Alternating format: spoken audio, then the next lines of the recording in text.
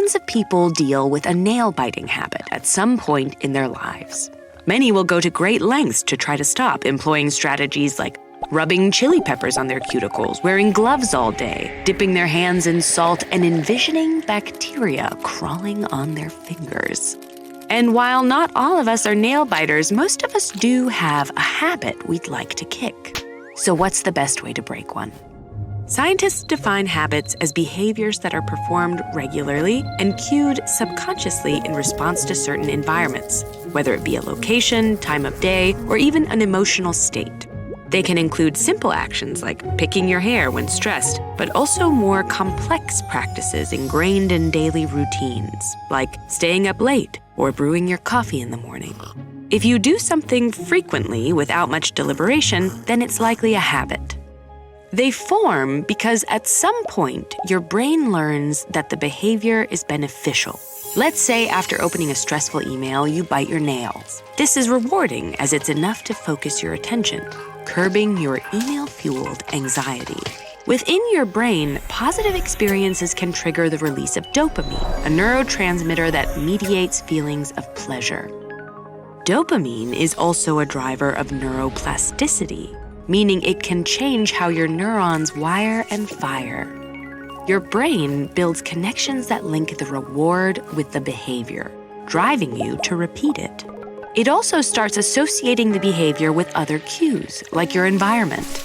Eventually, all it takes is the context of sitting at your desk to subconsciously trigger a nail-biting habit. No stressful email or sense of relief required. Once established, these cue, behavior, reward loops work fast, outpacing the decision-making process. You may find yourself engaging in a habit before you have the chance to notice and stop. But this can be a good thing because not all habits are bad. They're stored memories of what's worked in the past, which allow you to take swift action in the present. One study estimated that on average, people spend more than 40% of their days performing regularly repeated behaviors while their minds are occupied with other thoughts. A seemingly automated morning routine, for example, saves you both time and precious mental energy. Still, many people have habits that no longer serve them. Yet research shows that intentions alone often fail to lead to long-term behavior change. This isn't to say you can't break a habit. Rather, by understanding the basis of habits, you can create better plans for changing them. For example, we know habits are often cued by environments and routines. Lying in bed may cause you to endlessly scroll through your phone, or watching TV on the couch may lead you to grab a sugary snack. One of the most effective ways to manage behavior is to identify these locations or times of day. Then try to modify them by changing your routine or creating obstacles that make it more difficult to perform the habit in that space. Moving, switching jobs, or even starting a new schedule are particularly great times to break a habit or build a new one.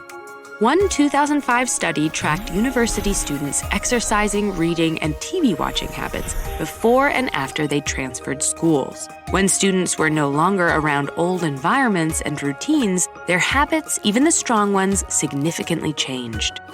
For behaviors like nail biting or hair pulling, a practice called habit reversal training can be helpful. Developed by psychologists in the 1970s, the aim is to change a habit by replacing it with another one that's less detrimental.